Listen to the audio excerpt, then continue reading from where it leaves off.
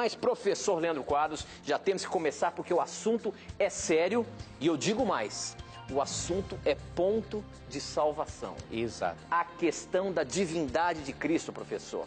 Existem os nossos irmãos, por exemplo, do Testemunho de Jeová, eles têm apresentado, de acordo com o conhecimento deles, a questão de que Jesus talvez não seja Deus. E sim, quem sabe um profeta, sim, e são baseados até em alguns textos. Um dos textos é João 5,19, onde Jesus está dizendo ali que ele só faz a vontade do Pai. Dá a entender que ele só faz a vontade do Pai. O que o Pai manda, ele faz. Não, ele não tem assim, o poder de fazer por ele mesmo, dando a entender de que ele é uma criatura. Será que é isso mesmo? Como que é a questão da divindade? Jesus Cristo é ou não é Deus, professor?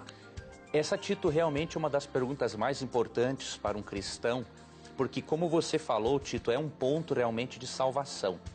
A forma como compreendemos a pessoa de Cristo vai determinar a nossa salvação eterna.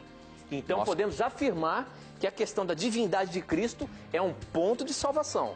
É um ponto de salvação, Tito, porque na linguagem bíblica, aceitar a Cristo como Salvador, amigo Tito e amigo telespectador e ouvinte, envolve também aceitar a Cristo como Deus. Então, por maior carinho e respeito e admiração, inclusive, que eu tenho pelos irmãos das Testemunhas de Jeová, porque eles fazem um trabalho missionário que muitos cristãos não fazem, né? Que é de ir em porta levando a mensagem de salvação. Então é um trabalho admirável. Agora, esse ponto eles teriam que corrigir com urgência, porque afirmar que Cristo é um Deus menor ou uma criatura, isso aí é uma coisa que traz prejuízos sérios para a compreensão correta da fé cristã, para a fé bíblica. Por exemplo, o centro da mensagem bíblica é que Deus encarnou-se para morrer pelos pecados da humanidade. Então, João 1,14 apresenta Jesus como o ser divino que encarnou.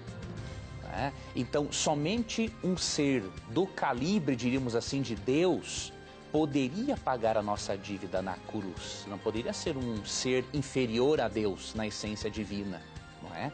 Então, tem implicações seríssimas. Eu vou mostrar, antes de explicar esse texto de João 5,19, só vou mostrar aqui rapidamente, comprovar biblicamente que aceitar a Cristo como Salvador envolve também aceitá-lo como Deus. Você não pode aceitá-lo somente como Salvador e dizer assim, eu nego a divindade de Cristo. Não, não pode. Uma coisa complementa a outra. Então, 1 João 5, 12 e 20 são textos assim fundamentais para essa questão. O verso 12 diz assim, quem tem o Filho tem a vida. Quem não tem o Filho de Deus não tem a vida. Aqui diz que quem tem a Jesus como Filho de Deus tem a vida eterna.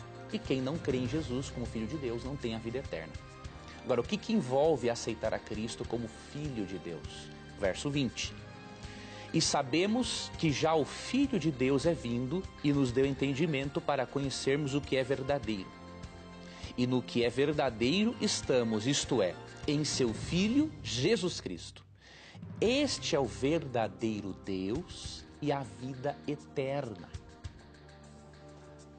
Jesus é chamado de verdadeiro Deus e é dito que ele também é a vida eterna.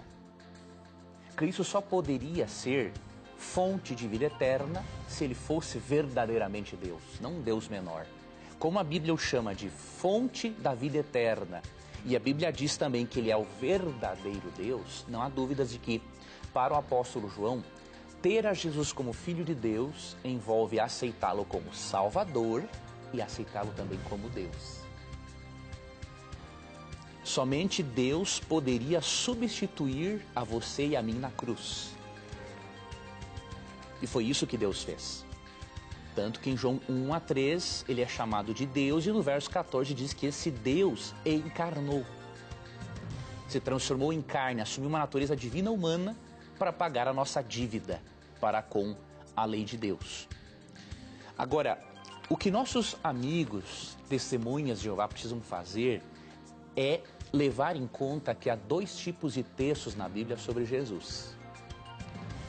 Por exemplo, eu li um livreto deles, intitulado assim, O que a Bíblia realmente ensina. Na verdade, o que eles apresentam ali em várias doutrinas não é o que a Bíblia realmente ensina, com muito respeito. Por exemplo, eles citam ali vários textos que falam do Cristo humano. Então tem que pegar os dois grupos de textos. Os textos que falam do Cristo humano, do Jesus encarnado, e os textos que falam do Cristo divino. Não somente pré-existente, antes da encarnação, obviamente, mas que sempre existiu. Então, João 5,19 é um texto que apresenta o Cristo divino humano. Cristo, na sua condição humana, ele era totalmente dependente do Pai. E por quê? A resposta está em Colossenses. Vamos ver aqui Colossenses capítulo 2.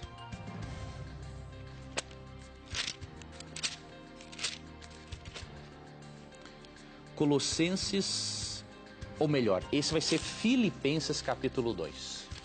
Esse é um texto de Colossenses, eu vou ler depois. Filipenses 2, verso 5. De sorte que haja em vós o mesmo sentimento que houve também em Cristo Jesus, que sendo em forma de Deus, não teve por usurpação ser igual a Deus, mas aniquilou-se a si mesmo, tomando a forma de servo, fazendo-se semelhante aos homens. Ou seja, Cristo assumiu uma função de subordinação a Deus o Pai por causa da encarnação. Cristo não deixou de ser Deus, só que ele velou, diríamos assim, a sua divindade, não a usou em benefício próprio, porque ele assumiu a natureza humana.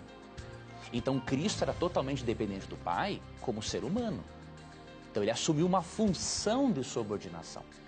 Agora, por ele assumir uma função de subordinação e fazer tudo dependendo do Pai, isso não significa que ele também tem uma natureza inferior.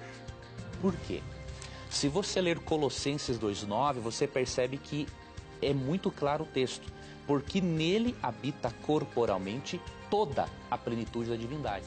Ou seja, ele não é maior e nem menor que Deus o Pai em essência. Ele tem toda a plenitude da divindade. Então veja, dois grupos de textos. João 5,19, falando claramente do Jesus encarnado, dependente do Pai. Já Colossenses 2,9 já fala do Jesus que foi glorificado, reassumiu seus atributos divinos, e aqui diz que nele habita toda a plenitude da divindade. E para finalizar essa resposta, eu recomendo que os nossos queridos irmãos que acompanham este programa leiam Isaías 9,6. Ali Jesus é chamado de Pai da Eternidade. Como que Jesus pode ser chamado de Pai da Eternidade e ter um começo ao mesmo tempo? Não tem como. As duas coisas são contradições lógicas, né? Ou Cristo é eterno, como Deus o Pai, ou ele teve um começo. Mas como Isaías 9,6 fala claramente que ele é o Pai da eternidade, então ele não pode ter um começo. Tanto que em Apocalipse 1,17 o próprio Cristo diz a respeito dele o seguinte: eu sou o primeiro e o último. Essa é a mesma linguagem que Yahvé, no Antigo Testamento, utiliza em Isaías 44,6, quando diz assim: eu sou o primeiro e o último. Então Cristo é plenamente Deus. É também plenamente humano, mas Cristo é divino humano. Ele assumiu uma forma humana. Por assumir essa forma humana, ele tem hoje uma função de subordinação em relação ao Pai, mas essa função de subordinação não interfere na sua essência divina.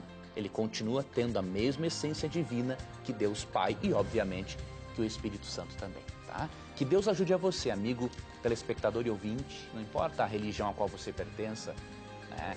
E se você também é um testemunho de Jeová, que você abra o seu coração para Deus, para Jeová continuar mostrando a você a beleza e a singularidade da pessoa divina de Jesus Cristo.